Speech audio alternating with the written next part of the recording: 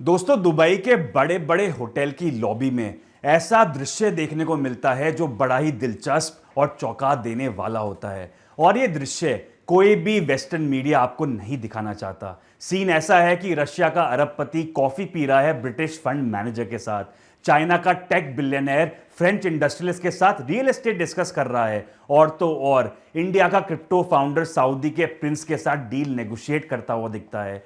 तो अब सवाल यह है कि यार, ये दुबई में जाके ये बिलियनर्स मीटिंग क्यों कर रहे हैं? मीटिंग नहीं कर रहे दोस्तों, ये लोग इधर शिफ्ट हो चुके हैं और अपना रोज का काम कर रहे हैं। 2024 में अकेले यूएई ने 6700 से ज्यादा मिलियनर्स और बिलियनर्स को एब्जॉर्ब करा है, जो है दुनिया का सबसे बड़ा वेल्थ माइग्रेशन।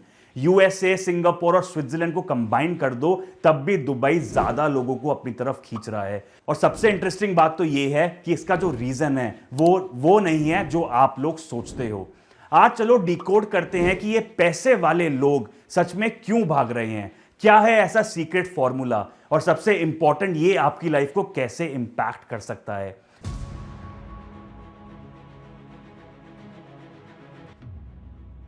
दोस्तों, अगर बात करें हम अपने देश की, तो हम चाइना के बाद दूसरे नंबर पे हैं जहां से लोग बाहर भाग रहे हैं।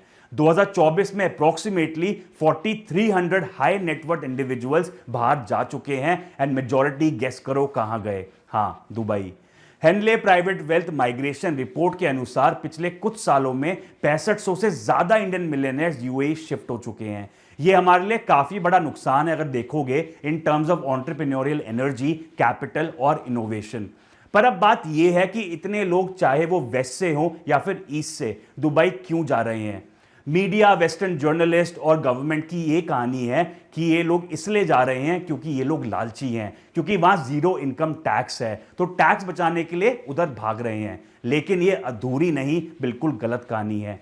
आप खुद सोचो, अगर सिर्फ टैक्स ही बचाना होता तो केमन आइलैंड्स का ट्रस्ट बना लेते, टैक्स एग्जेम्प्टेड म्युनिसिपल बॉन्ड्स खरीद लेते, बरमुडा चले जाते यार 20 साल पहले।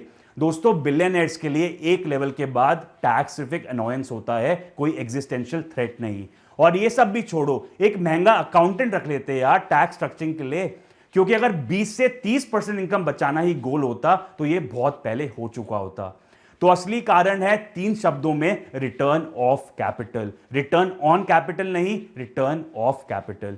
इसका मतलब है ये लोग छोटे मोटे पैसे बचाने के लिए नहीं जा रहे, बल्कि अपनी पूरी वेल्थ को बचाने के लिए जा रहे हैं, जिसे कहते हैं सिस्टमिक कॉन्फिस्केशन रिस्क से बचना। वेस्टर्न फाइनेंशियल सिस्टम जो प्रॉपर्टी राइट्स का रक्षक हुआ करता था, उसने ही अपने टर्म्स ऑफ सर्विस अब बदल दिए हैं।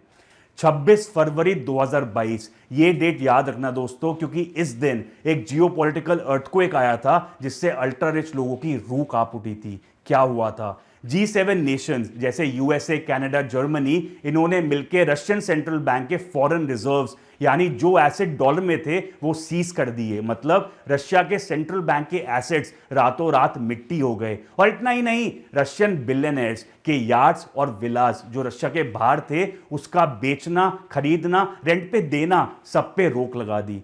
मैटर ये नहीं था कि आप रशिया को यूक्रेन वॉर में सपोर्ट करते हो या नहीं, मैटर ये था कि इन पैसे वाले लोगों को ये क्लियर हो गया कि ये पहली और आखिरी बार नहीं हुआ है। वेस्टर्न पावर ने यह डिक्लेयर कर दिया कि प्राइवेट प्रॉपर्टी राइट्स कंडीशनल हैं, मतलब तुम्हारा पैसा तुम्हारा तब तक है जब तक तुम्हारी गवर्नमेंट की फॉरेन पॉलिसी से हम एग्री करते हैं। सालों से स्विट्जरलैंड दुनिया का सेफ हेवन था। क्यों? क्योंकि वो एग्रेसिवली न्यूट्रल थे। उन्हें यह फर्क नहीं पड़ता था तुम कौन हो, बस तुम्हारे पैसे सेफ रखते थे। पर यूएस और ईयू के प्रेशर में स्विट्जरलैंड ने अपनी न्यूट्रलिटी ब्रेक कर दी। उन्होंने सैंक्शन रेजिम ज्वाइन कर लिया। उस मोमेंट में दुनिया के कैपिटलिस्ट को रियलाइज हुआ कि यार, हमारा पैसा अब होमलेस हो गया है। अगर US department of justice Swiss bank को फोर्स कर सकती है एसिड फ्रीज करने के लिए बिना किसी ट्रायल के, तो ज्यूरिक और न्यूयॉर्क में क्या फर्क है? तो बिलियनर्स ने मैप पे देखा और एक सिंपल सवाल पूछा, कहां जाऊं जहां गवर्नमेंट मेरे वेल्थ को पॉलिटिकल डिस्प्यूट की वजह से सीज नहीं करेगी? और आंसर आया, दुबई। यूएई ने खुद को पोजीशन किया है as the last true Switzerland. उनका स्टांस, यूएस के साथ ट्रेड करो, चाइना के साथ ट्रेड करो, रशिया के साथ ट्रेड करो और ईरान के साथ भी ट्रेड करो, क्योंकि वो साइड्स नहीं लेते। जब वेस्ट ने डिमांड किया कि दुबई रशियन सिटीजन्स के एसेट्स सीज करे, तो यूएई ने पोलाइटली मना कर दिया अपने डोमेस्टिक लॉस दिखाते हुए, और एक बिलियनर के लिए जो यूएस डॉलर वेपनाइजेशन से ऑलरेडी डरा हुआ है, ये न्यूट्रलिटी टैक्स कट से भी ज्यादा वैल्यूएबल है। ये एक इंश्योरेंस पॉलिसी है उनकी कैपिटल के लिए। एक और चीज ऑब्जर्व करने की ये है कि ये सिर्फ फॉरेन जियोपॉलिटिक्स का इशू नहीं है, डोमेस्टिक लेवल पे भी देखो तो बैंकिंग सिस्टम वेपनाइज हो रहे हैं। यूके में नाइजेल फराज एक फॉर्मर पॉलिटिशियन है, उनके बैंक अकाउंट्स बंद कर दिए गए। रीजन, उनके पॉलिटिकल व्यूज बैंक की वैल्यू से मैच नहीं कर रहे थे। तो सिग्नल क्या गया? Access to your own money अब एक प्रिविलेज है, कंप्लायंस डिपार्टमेंट ग्रांट करेगा। कनाडा में देखो, ट्रकर प्रोटेस्ट के टाइम गवर्नमेंट ने इमरजेंसी पावर्स यूज करके बैंक अकाउंट्स फ्रीज कर दिए लोगों के। क्राइम क्या था? लोगों ने $50 डोनेट किए प्रोटेस्ट फंड में। यह था रूबिकॉन क्रॉसिंग मूवमेंट। यह चीज से प्रूव हो गया कि वेस्टर्न डेमोक्रेसी अपने ही सिटीजन का फाइनेंशियल लाइफ सपोर्ट कभी भी बंद कर सकती है विदाउट ड्यू प्रोसेस। दुबई का फंडा बहुत ही ज्यादा सिंपल है यार। हमारे स्ट्रिक्ट लॉस फॉलो करो, कोई दिक्कत पैदा मत करो, अपनी पॉलिटिक्स इधर मत लाओ, तो हम तुम्हें और तुम्हारे पैसे को अकेला छोड़ देंगे। किसी बैंक से कोई मॉरल जजमेंट नहीं मिलेगी, किसी बैंक पे ईएसडी स्कोर नहीं लगेगा और कोई रेट्रोस्पेक्टिव वेल्थ टैक्स का डर नहीं है। कंपेयर करो इसको वेस्ट से, तो वॉशिंगटन, लंदन, पेरिस में रिटोरिक ओपनली हॉस्टाइल है कैपिटल के अगेंस्ट। टैक्स द रिच सिर्फ कोई स्लोगन नहीं, ये एक इनएविटेबल पॉलिसी है उन कंट्रीज में जहां डेट टू जीडीपी रेशियो 100% से ऊपर है। बिलियनर्स को मैथ्स पता है, वेस्टर्न वेलफेयर स्टेट अब ब्रोकन है। इवेंचुअली गवर्नमेंट आएगी अनरियलाइज्ड गेन्स के साथ, एक्सेस प्रॉफिट के साथ और डायनेस्टिक वेल्थ के पीछे। तो दोस्तों, दुबई मूव करना एक डिफेंसिव स्ट्रैटेजी है। यूएई का टैक्स रेजिडेंट बन जाओ, मतलब टैक्सेस यूएई के हिसाब से पे करो, जिससे एक लीगल फायरवॉल बन जाता है। इवन अगर आपकी home country global minimum tax या फिर वेल्थ टैक्स इंप्लीमेंट करे, पर इसको इन्फोर्स करना ऑलमोस्ट इम्पॉसिबल है उन एसेट्स पे जो कि सॉवरेन गल्फ स्टेट में प्रेजेंट हैं। दुबई अपने रेजिडेंट्स के लिए फोर्ट्रेस बैलेंस शीट बना रहा है। थाउजेंड्स ऑफ लग्जरी रेजिडेंट्स जो बन रहे हैं, ये सिर्फ वेकेशन होम नहीं है, ये प्लान बी बंकर्स हैं। लोग रेजिडेंसी वीजास खरीद रहे हैं, सिर्फ रियल एस्टेट नहीं, ये खरीद रहे हैं right to exist outside the control grid of G7 countries. इतना ही नहीं दोस्तों, वेस्ट में हाल देखो क्या चल रहा है। बिलियनर्स मिलियंस पे करते हैं टैक्सेस में, पर सेफ्टी, महंगी घड़ी पहन के फ्रीली रोड पे नहीं घूम सकते क्योंकि लूट पाट का डर है। पुलिस प्रॉपर्ली क्राइम इन्वेस्टिगेट नहीं करती, इंफ्रास्ट्रक्चर टूट रहा है, ट्रेन्स नहीं चलती, प्राइस प्रीमियम ले रहे हैं लेकिन थर्ड वर्ल्ड सर्विसेज दे रहे हैं। दूसरी साइड दुबई देखो, स्ट्रीट्स क्रिस्टल क्लियर हैं, क्राइम लिटरली ना के बराबर है। अपना लैपटॉप अपनी गाड़ी के बोनेट पे छोड़ दो, 1 घंटे बाद भी वही मिलेगा। तो उन लोगों के लिए जो टाइम और सेफ्टी को वैल्यू करते हैं, उन्हें दुबई से बेहतर जगह नहीं मिल रही। इसके साथ साथ एक जीनियस लीगल इनोवेशन हुई है दुबई में, जिसे दुबई इंटरनेशनल फाइनेंशियल सेंटर यानी DIFC बोलते हैं। देखो, दुबई को लेके एक अफवाह थी कि पूरा दुबई शारिया लॉ पे चलता है, लेकिन DIFC में रूलिंग फैमिली ने एक फिजिकल जोन बनाया है। ऐसे समझो DIFC है a state with in a state, यानी यहां इंग्लिश कॉमन लॉ चलता है। मतलब जब कोई हेज फंड मैनेजर DIFC में कोई कॉन्ट्रैक्ट साइन करता है, तो वो कॉन्ट्रैक्ट लोकल जज इंटरप्रेट नहीं करता, रादर एक डिस्ट्रिक्ट कोर्ट सिस्टम में जाता है जिसमें रिटायर्ड जजेस from the high court of London या फिर सुप्रीम कोर्ट ऑफ सिंगापुर होते हैं।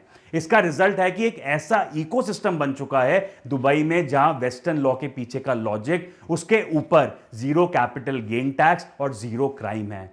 और दोस्तों, सिर्फ लोग नहीं बल्कि फाइनेंशियल जायंट जैसे ब्लू क्रेस्ट, एक्सोडस पॉइंट जैसे बड़े ग्लोबल हेज फंड अपने ऑपरेशंस का बड़ा पोर्शन DIFC में मूव कर रहे हैं। तो अट्रैक्शन क्या है? ऑप्टिमिज्म, आर्बिट्राज, क्योंकि लंदन जैसी सिटीज में मूड है रेगुलेटरी क्रैकडाउन्स का, लेकिन दुबई में कॉन्वर्सेशंस है ग्रोथ की, फैसिलिटी की, और इतना ही नहीं, government itself is acting like a startup. Example देखो, एक क्रिप्टो फर्म बोले हमें टोकनाइज रियल एस्टेट ट्रेड करने के लिए लाइसेंस चाहिए। दोस्तों, 6 महीने के अंदर फ्रेमवर्क क्रिएट हो जाता है। अब देखो गोल्डन वीजा, शायद ये मोस्ट सक्सेसफुल सॉवरेन प्रोडक्ट है that has ever been launched. देखो, पहले रेजिडेंसी जो थी वो एम्प्लॉयमेंट से टाइट थी, जॉब गई तो कंट्री छोड़नी पड़ती थी, लेकिन अब $5,50,000 प्रॉपर्टी में इन्वेस्ट करो जिससे 10 ईयर रिन्यूएबल रेजिडेंसी मिलती है, मतलब 10 साल तक केयर फ्री रहो। और अगर सब रेजिडेंसी की कंडीशन मीट करते हो, जैसे प्रॉपर्टी आपके नाम पर है, बिजनेस एक्टिव है, तो इजीली रिन्यू हो जाता है, मतलब life subscription to UAE. Global elite के लिए यह सिर्फ एक वीजा नहीं है, यह है एक hedge against the home country going insane. Golden visa को कंपेयर करते हैं यूएस ग्रीन कार्ड से, तो ग्रीन कार्ड ऐसा है जैसे टैक्स लीश। आप वर्ल्ड में कहीं भी पैसा कमाओ और कहीं भी रहो, यूएस में टैक्स देना ही पड़ेगा। लेकिन यूएई का golden visa is a freedom document, right to reside anywhere in the world without obligation to pay in UAE.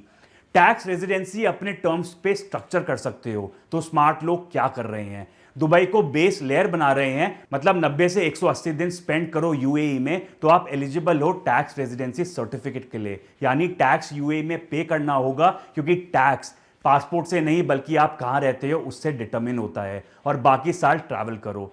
Residency actually has become a consumer good. Residents all over the world अब customers हैं जो best service provider यानी state shop कर रहे हैं, और अभी UAE best customer service दे रहा है। दोस्तों इतना ही नहीं, जब यूएस ऑपरेशन चोक पॉइंट 2.0 चला रहा है, मतलब क्रिप्टो इंडस्ट्री को बैंकिंग सिस्टम से कट करने के लिए, उधर ही दुबई ने वर्चुअल एसेट रेगुलेटरी अथॉरिटी बनाई है, क्रिप्टो फ्रेंडली एनवायरनमेंट क्रिएट किया है। और गोल्ड यूएस ट्रेजरी बॉन्ड में कॉन्फिडेंस घट रहा है। सेंट्रल बैंक्स और फैमिली ऑफिसेज गोल्ड को रीमोनेटाइज कर रहे हैं। पहले लंदन जैसे एलबीएमए और न्यूयॉर्क मतलब कॉमेक्स कंट्रोल करता था गोल्ड का ट्रेड, पर अब अगर तुम रशियन हो, चाइनीज हो या फिर इंडियन एंटिटी हो, क्या तुम्हें अपना गोल्ड लंदन के वॉल्ट में रखना है जहां ब्रिटिश गवर्नमेंट फ्रीज कर सकती है? नहीं, तुम्हें न्यूट्रल नोड चाहिए। दुबई ने एग्रेसिवली एक्सपैंड किया है अपनी रिफाइनिंग और स्टोरेज कैपेसिटी।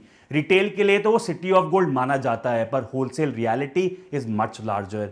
ये बन रहा है primary transit hub non G7 gold के लिए। दुबई अलाउ कर रहा है ऑयल ट्रेड सेटल करना गोल्ड में, मतलब डॉलर को बाईपास करते हुए।